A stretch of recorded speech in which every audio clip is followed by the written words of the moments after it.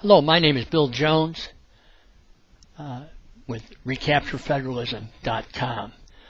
Today I'm going to be talking about oath keepers and oath breakers. There's a relationship. In this particular case, the relationship's opposite.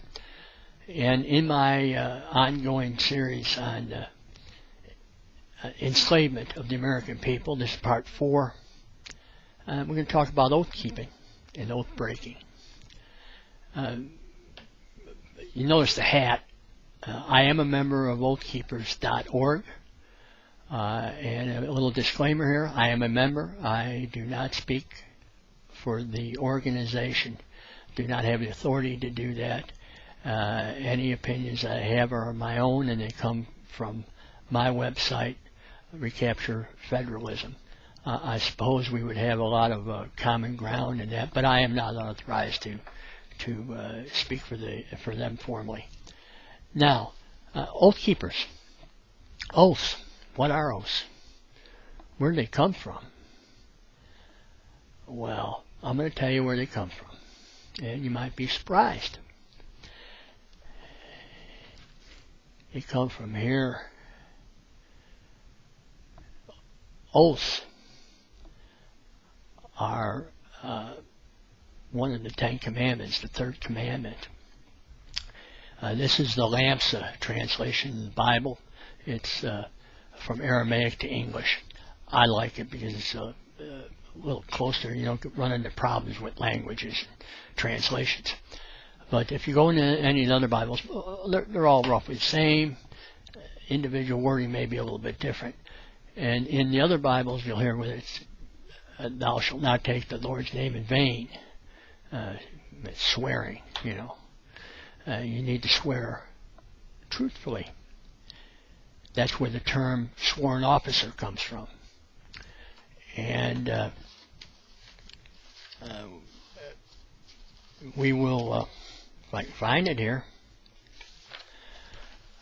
the 10 Commandments, it's in chapter 20 of Exodus, and the verse 7. Let me just read it here, give you some idea.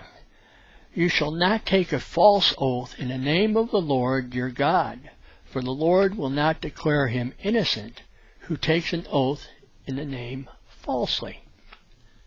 Isn't that interesting? Oh, and nowadays we have people, separation of church and state. They want you to be separate from that. So I suppose if they believe that separation of church and state, when they go take the oath of office, are they really meaning it? It's not separate, is it? That's another subject for another podcast. Fast forward to the 13 colonies in America. And then we had a Declaration of Independence because people got fed up with the tyrants. And they came out July 4th, of course, the Declaration of Independence. Interesting here. In the Declaration, they don't specifically mention oaths. But this is what they do mention. The last sentence of the Declaration of Independence. And it starts out, and for the support of this declaration, with a firm reliance on the protection of divine providence, we mutually pledge to each other our lives, our fortunes, and our sacred honor. Honor. Oaths. You'll notice here the protection of divine providence. In this particular instance, it's significant that they have divine providence. The D in divine is capitalized, and the P in providence is capitalized in uppercase. And there's a reason for that. If it was lowercase, it would be the will of God. It's uppercase, which means God, divine providence. So here we have, talking about honor, and talking about God. So we're going back to the 10 Commandments. The protection of God. Involved in a lot of stuff. But that's the connection. Then we fast forward to the Gettysburg Address. Good old Abe, honest, honorable Abe Lincoln. 100 years ago almost, 1863 at Gettysburg. And let me find it here.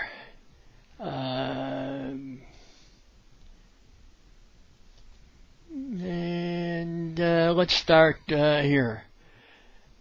That we here highly resolve that these dead shall not have died in vain, that this nation under God shall have a new birth of freedom, and that government of the people, by the people, for the people, shall not perish from this earth.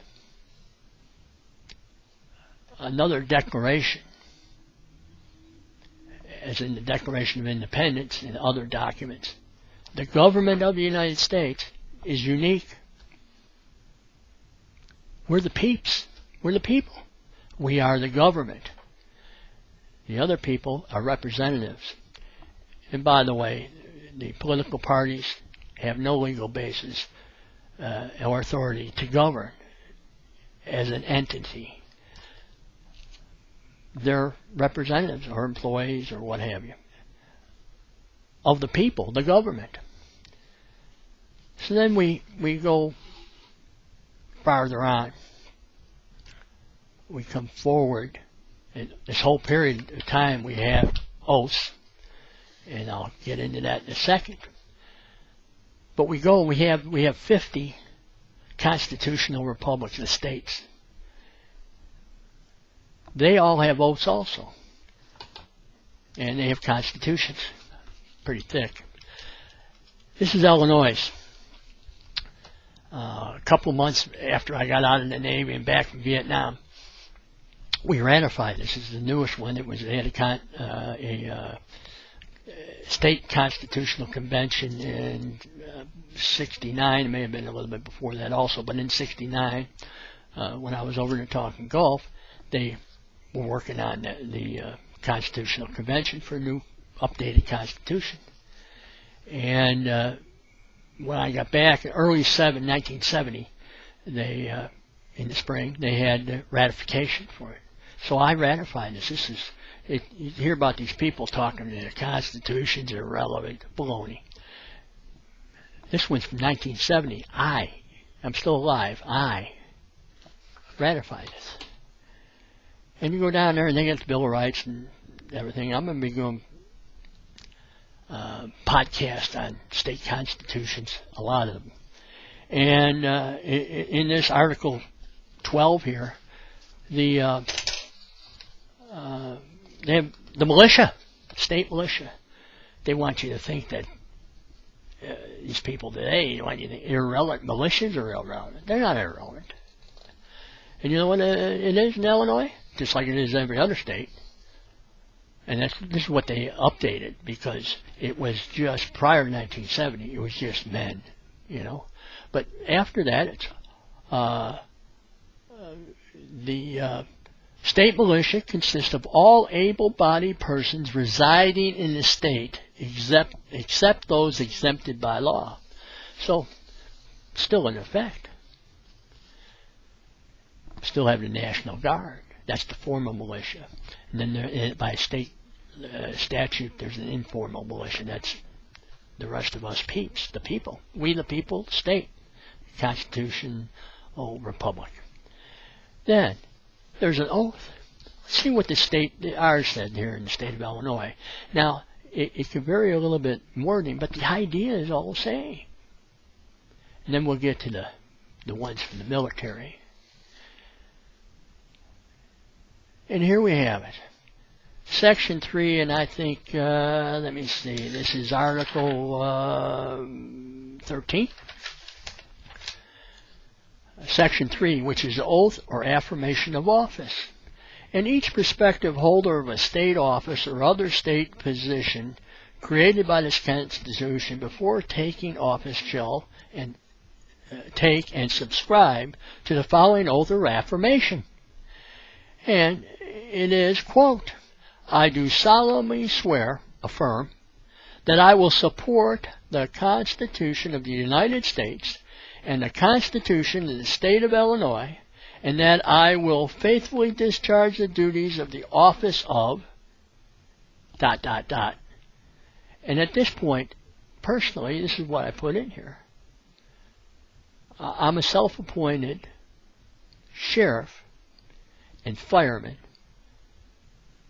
of my castle. Okay? I'm a first responder. To the best of my ability, and that's the end of it. So they have states, then you have the federal oaths, then you have the military oath. Back in 1965, back when I joined the Navy, they have the enlisted one. And I'll just start. There's a difference between enlisted and the officers. But the meat of it is the same as it was 200 years ago. A little older than that, since 1788, since the ratification of the Constitution of the United States. This is written for me. This was written for me. It says I state your name, do solemnly swear or affirm that I will support and defend the Constitution of the United States against all enemies, foreign and domestic, that I will bear faith and allegiance to the same. The military one, by the way, also is a prayer because, or I have that. Oh, look at this. They've taken this out. Oh no, they still got it in here. I thought maybe they took it out there, but they're making reference to something else. So help me God.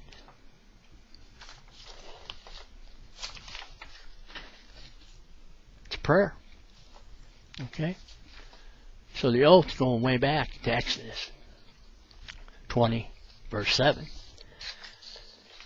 You'll notice it's talking about a true allegiance, or true faith. Again, faith, religious connotations, and allegiance to the same Constitution of the United States. It's important. They're talking about birth certificates of a president of the United States and being natural born. That's what all that is about, is allegiance. It went back to the original back there, but it's still up to today. Natural born.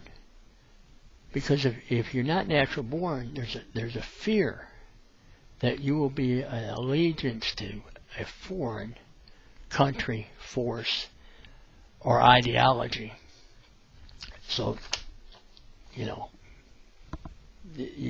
want to have that. So you want to have true allegiance to the Constitution of the United States. Now, we have some people. You think everybody feels the way a patriotic person feels about the oath, about the Constitution, about American ideology? There's some people in this country, they have an allegiance. They won't say so, but they have an allegiance to a foreign ideology. So if they're in public office and they supposedly take an oath and they supposedly mean it, and they're faithful to that oath. You ever hear the term official misconduct? Well, in official misconduct, there's a whole bunch of things. Failing to uphold a sworn oath of office. And you can go from there just to whatever they're doing. And it probably isn't good if they haven't sworn allegiance to the Constitution, because they then really don't care about it. And we'll continue on with the furthering future podcast about the enslavement of the American people, because that's what's happening.